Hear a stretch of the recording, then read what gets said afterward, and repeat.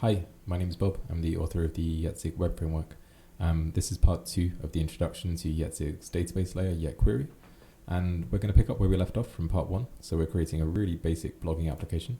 I've put it onto GitHub, so it's github.com/jetzig-framework/myblog. And when I've finished today, I'm going to commit the changes and push those there as well. I'll put a link to that in the description. Okay, let's get started. So the first thing we're going to do is just start a local development server. So we'll do that with the Jetzig CLI, Jetzig S for server. And then we'll start our Docker database. So that's our local Postgres database. And then we'll go to localhost 8080/blogs. Cool. So we got our really basic blogging application with some blog entries, blog post. We've got our cross-site scripting sanitization there. And we've got a simple markdown example as well. Okay, so that's all working okay, but we're going to make this look a little bit nicer. We're going to extend it with some more functionality. We're going to add comments, and we're going to use some nicer features of Jetzig along the way. Okay, so I think the first thing we want to do is just make this look a lot nicer because it's a little bit glaring at the moment. So I've already made a style sheet for this. So it's the only thing that I've modified is I've just modified a style sheet here. So we're going to use a feature of Jetzig called layouts. And this is going to allow us to have some common boilerplate across our application, save us having to rewrite the same HTML over and over. So we'll go to the command line. We'll do Jetzig g layout. We're going to call this layout application. And you can see that it's created source app views layouts application. So layouts always exist in the views layouts directory, and you can name them anything you want. And it's just a regular Zimple template with just one small difference. So we'll go into the application.zimple, and you can see here that we're referencing a special Zimple reference called zimple.content. And if we open, for example, blogs index.zimple, then you can see this content here. So when we render a layout, it's going to be injected into the layout here where we reference zimple.content. So we're just wrapping the response HTML in some common boilerplate. So we're going to build this out a little bit here. We're going to reference the style sheet that I just showed you.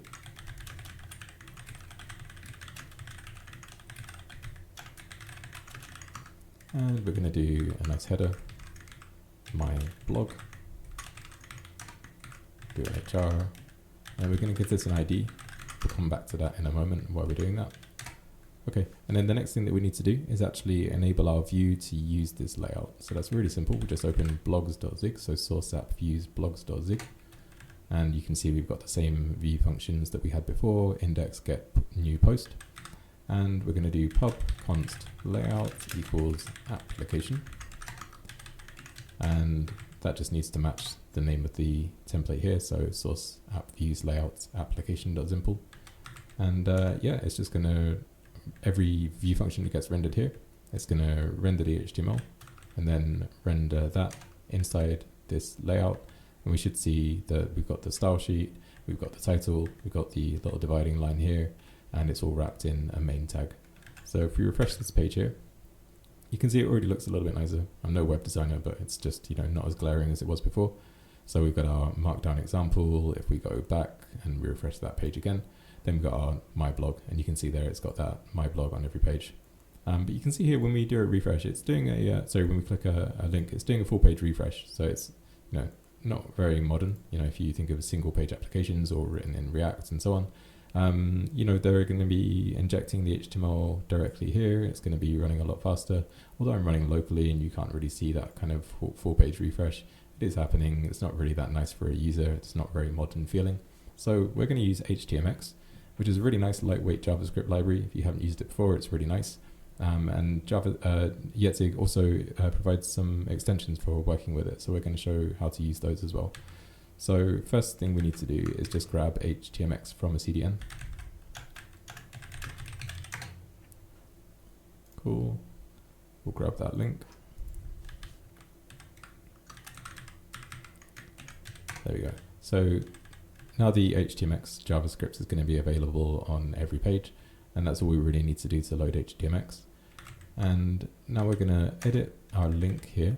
So this is one of these links here. We're going to edit that, and we're going to turn this into an htmx link.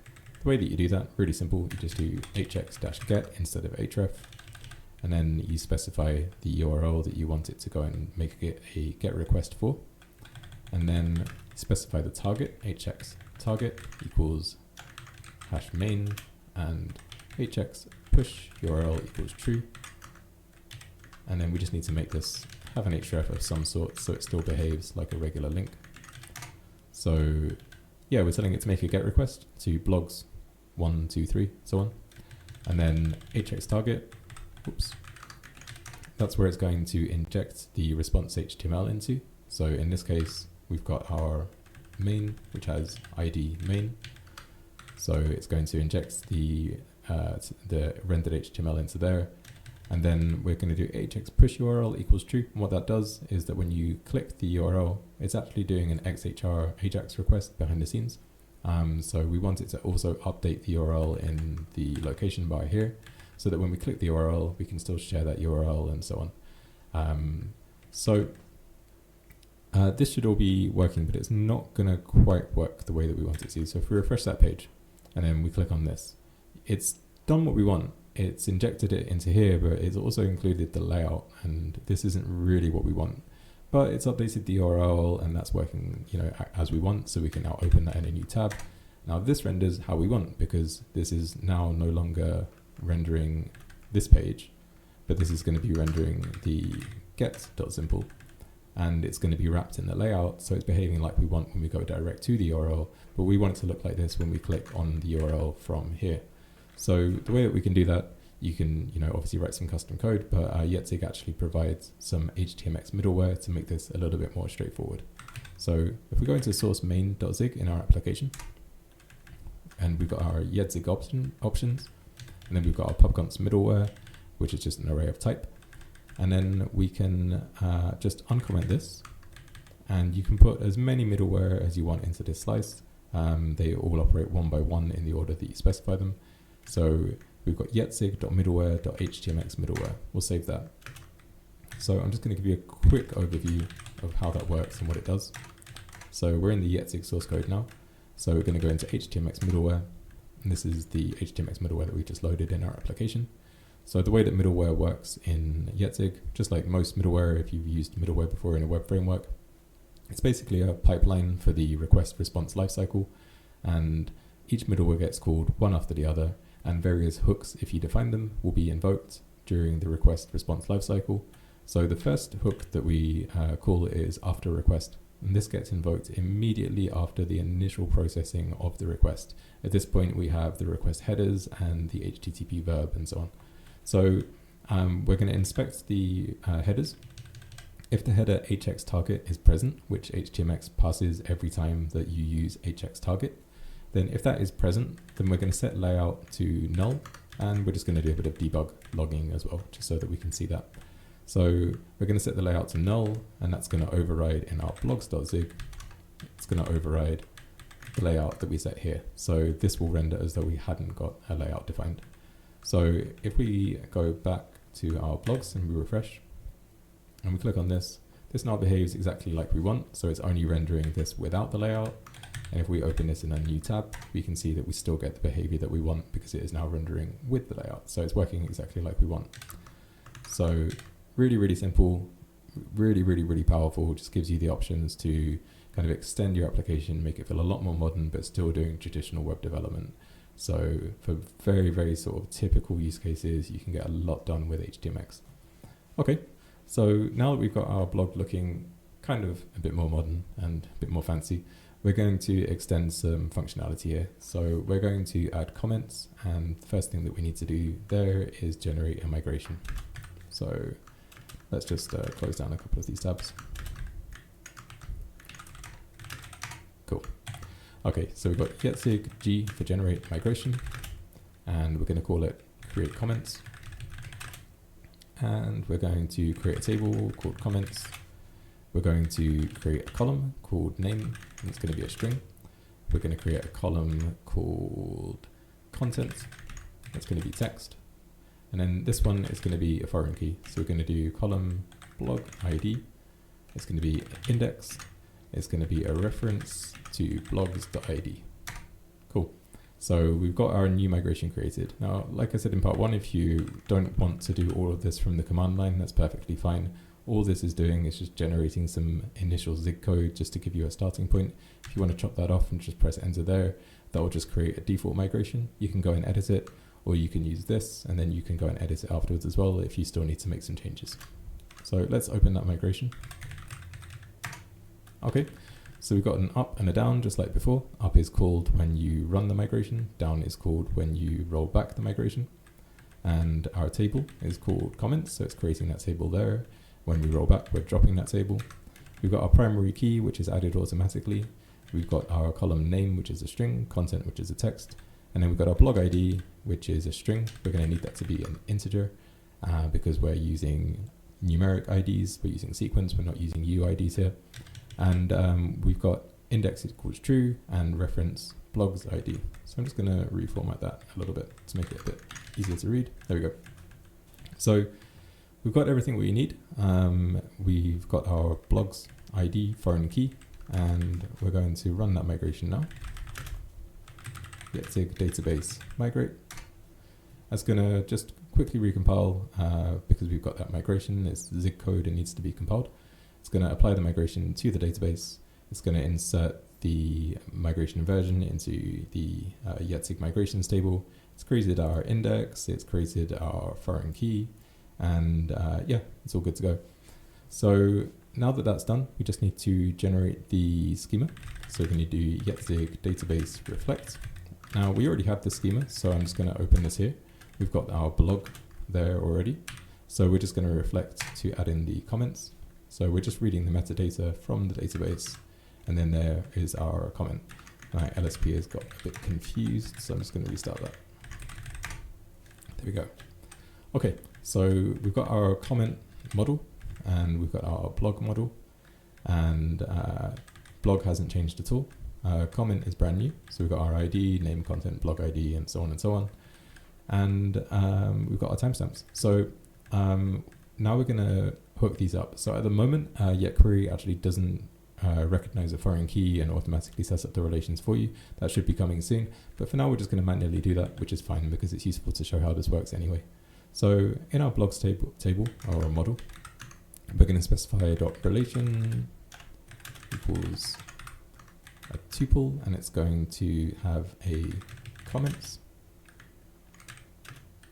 Sorry, it's not a tuple, it's a struct. And comments equals getQuery.hasMany comment. And we're not specifying any options here. If you want, you can specify the foreign key and primary key of the relation, but because we're using consistent naming, it's going to be able to infer everything automatically. So we're naming it comments. You can name it anything you like, but because we're being consistent here, comments seems to make sense. And then we're referring to the model. So this will have parity with this. So comment and comment. And then we're going to do relations down here as well. So we're going to do .relations equals, and we're going to do blog equals YetQuery belongs to blog. And again, we're going to use the default options there. And yep, again, we have parity here, so blog and blog. So we're referring to the model name, the constant defined on the schema. Okay, so that should all be ready to use. So we're going to go into the view. Yeah, that's all working fine. So we're going to go into the view, and in the get view, at the moment, we just go and fetch a specific blog from the database. So we just do a really simple query here, not doing anything interesting at all. But we want to do something a little bit more interesting now. So we'll use an include.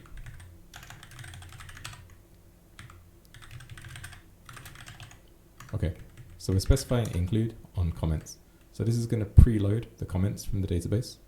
And just note here that we're doing .comments, and that refers to, if we go back to our schema, that refers to the relation name. So whenever you're doing an include or a join, then you refer to the relation name and not the table name or the model name. It's always the relation name. In this case, the relation name and table name happens to be the same, but that might not always be the case. But this gives you the ability to have multiple relations on the same table, and you can just name them anything that you want. Okay, so this query is going to be a bit more interesting now. So let's finish compiling. So we'll just load that. And you can see here that now we're executing two queries. So we're doing select blogs.id and so on from the blogs table. And then once we've got the ID of the blog back from it, then we're going to do select comments, and we're going to automatically add a where clause here where comments.blogid equals the ID that we've got from here. So now we've preloaded the blog, all of the content that we need here as well. And then we've also gone and fetched all of the comments. At the moment, there aren't any comments, so it's a very, very fast query, and there's nothing to load there. So we're going to add the ability to add some comments. So if we go to the get view, we're going to put a form at the bottom here. We'll just do a divider line, and then a nice H3. So leave a comment. And then we'll do a form. Action equals /blogs/comments. Method equals post. Cool. Now there's a couple of things that we need to do. First, we need a hidden field, which is going to be the blog ID. So input type equals hidden, name equals blog ID, value equals, and then we're going to use the Zimple reference, which we've already got this, so we don't need to, ask the user to enter it or anything like that. We can just do .blog.id. Nice, cool. And then we're going to add a couple of fields that the user can see and interact with. So we'll do a label for name, and then we'll do input type equals text, name equals name, and then we'll do a placeholder. Your name here. Cool. Blank line, and then we're going to do the comment. It's going to be a text area, so they can leave a really long comment if they want to. It's going to be called content, so it is comments.content in the database, and we'll just leave that empty there. Cool. And then finally we need a submit button. Okay, cool. So that's our form, and you can see here that it's referring to /blogs/comments. At the moment that doesn't exist, but we'll be able to render the form and at least see what that looks like. And then we just need to hook that up into a view function, which inserts a comment into the database. And then finally, we're going to need to display the comments. So we'll do that in a moment. So that's finished compiling there. Yep, cool. So we'll just refresh there. It's not looking very nice, but it does the job. We've got our form. And if we look at the source, we should see that the blog ID has value 1, which is exactly what we want because we're on number 1 there. Cool. So that's all working. So now let's create the view function for the comments. Now you can do nested views in Jetzig. So routing is automatically inferred from the view directory structure. And if you want to do, blogs/comments, then it's really simple. You just do Jetzig g view blogs/comments. Now there's not going to be any sort of front end for this. So we only need a post endpoint. And this is just going to submit, and then we'll do a redirect back to the blog post or something like that. Cool. So we generated a view, and it's generated a template for us, which we don't really need. So we're just going to delete that one. Cool. And then let's open the comments.zig. There we go. And it's just got this one post endpoint here.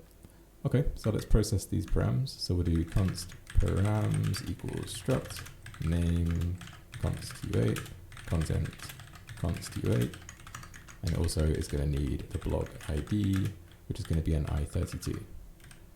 Cool. This is a nice way of sort of demonstrating how we can automatically coerce the string input from the form input into I32. So we just specify the type that we want, and if it's a parsable int, then it'll automatically convert that for us.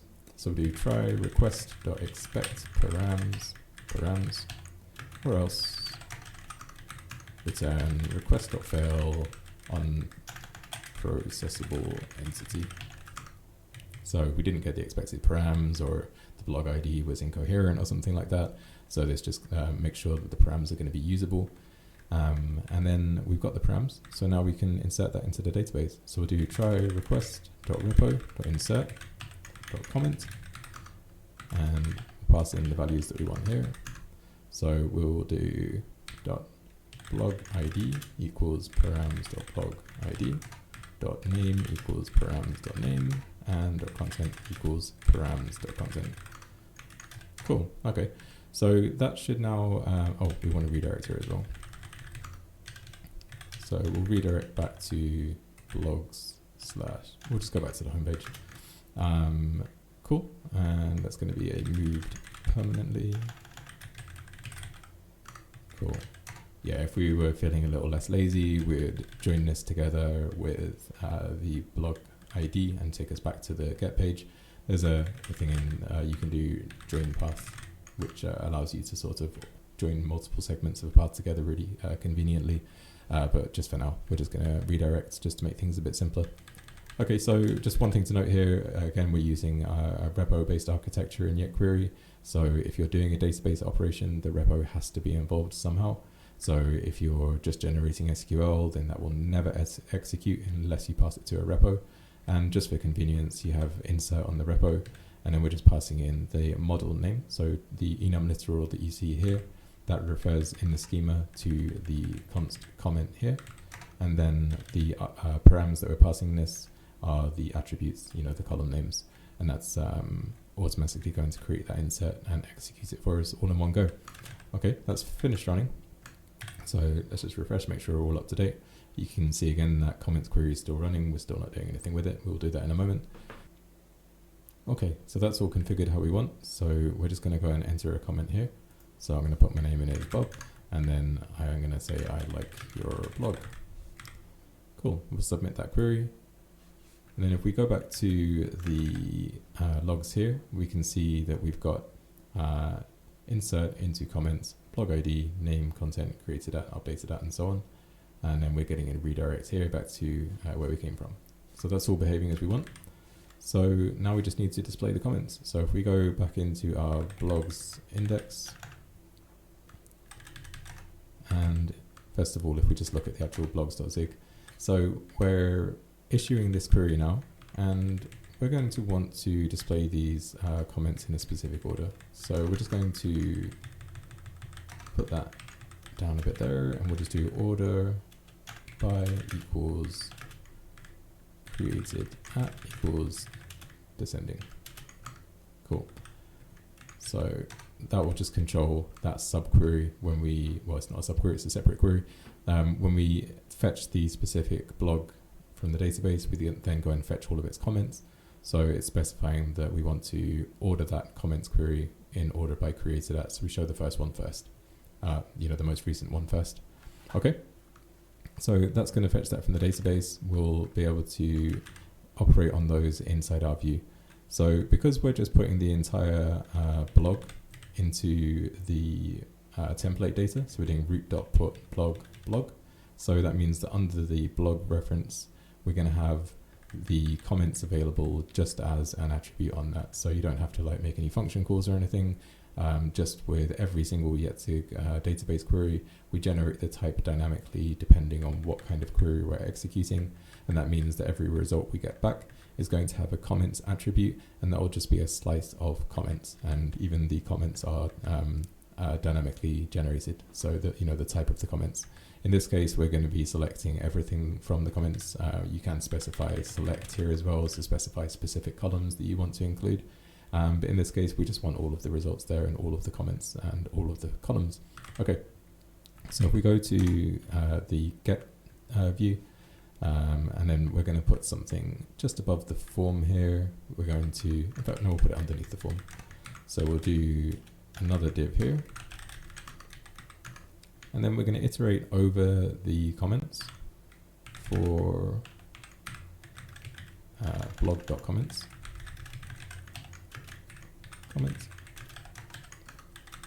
And then we're going to render a comment, and we're going to, I think we'll use a partial here just to make this a little bit nicer, and we can show how to use partials at the same time. So we'll do partial blogs/comment, and we're going to pass in comment.name, comment.message, comment content. There we go. Cool. Okay, so that partial doesn't exist at the moment, so we're just going to create that. Source at views blogs comment comment.simple.